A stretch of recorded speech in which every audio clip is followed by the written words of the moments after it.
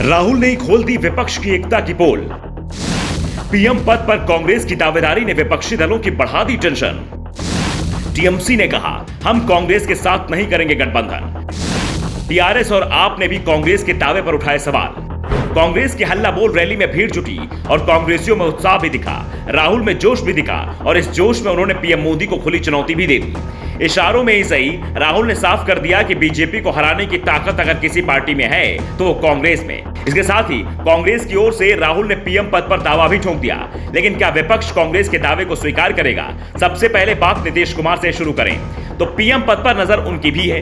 कहा जा रहा है कि लालू यादव ने नीतीश को सीएम की कुर्सी 1.5 साल के लिए दी है। इसके बाद नीतीश को यह कुर्सी खाली करनी होगी, इसलिए नीतीश कुमार की नजर अब दिल्ली पर है और वो पीएम पद पर दावेदारी पेश करने में जुटे हुए हैं। नीतीश अब पूरे देश की यात्रा का प्लान बना रहे हैं। कोशिश है बीजेपी के खिलाफ जितनी भी ताकतें हैं उनको एकजुट किया जाए। वैसे पीएम बनने का सपना अकेले नीतीश ही नहीं देख रहे हैं, बल्कि ये सपना पश्चिम बंगाल के सीएम ममता बनर्जी भी पाले हुए हैं। टीएमसी ने तो साफ कर दिया है कि विपक्षी एकता जरूरी है, बीजेपी को रोकना है तो इसकी कोशिश करनी चाहिए। लेकिन बंगाल में बीजेपी को रोकने की ताकत सिर्फ टीएमसी के पास है, इसलिए विपक्ष की दूसरी पार्टियों को बंगाल से दूर रहना चाहिए। टीएमसी किसी भी दल के साथ गठबंधन नहीं करेगी, वो अकेले ही चलेगी और दिल्ली में सरकार बनाने की स्थिति में आई तो फिर ममता बनर्जी देश की पीएम बनेगी। टीएमसी नेताओं का दावा है कि ममता बनर्जी ने 2019 में कोशिश की थी।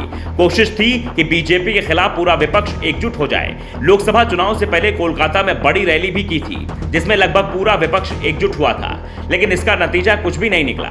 राज्यों में विपक्षी दल आपस में लड़ते दिखाई दिए। यही कारण है कि टीएमसी ने 2024 का लोकसभा चुनाव अकेले जाने का फैसला किया है। हाँ, जरूरत पड़ती है तो चुनाव के बाद गठबंधन पर विचार कर सकते हैं, लेकिन चुनाव के बाद चुनाव से पहले नहीं।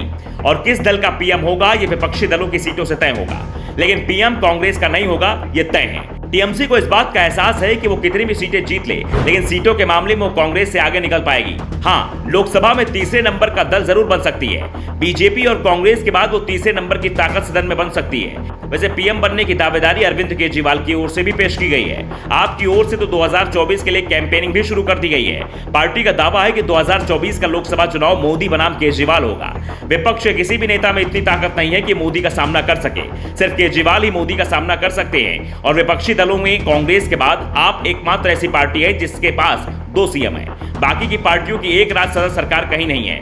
इस बीच तेलंगाना के सीएम चंद्रशेखर राव भी पीएम पद का सपना पाले हुए हैं। वो भी विपक्षी दलों के नेताओं से मिल रहे हैं। ममता, शरद पवार, नीतीश कुमार, अरविंद केजरीवाल के साथ ही वो दूसरे और नेताओं से भी मुलाकात कर चुके हैं। ऐसे में राहुल गांधी ने जब दिल्ली से ऐलान किया कि बीजेपी का सामना कांग्रेस ही कर सकती है, तो विपक्ष की दूसरी पार्टियों को यह बयान रास नहीं आया है, खास तौर पर उन दलों को जो कांग्रेस से समान दूरी बनाकर चल रही हैं। Bureau report, the such India.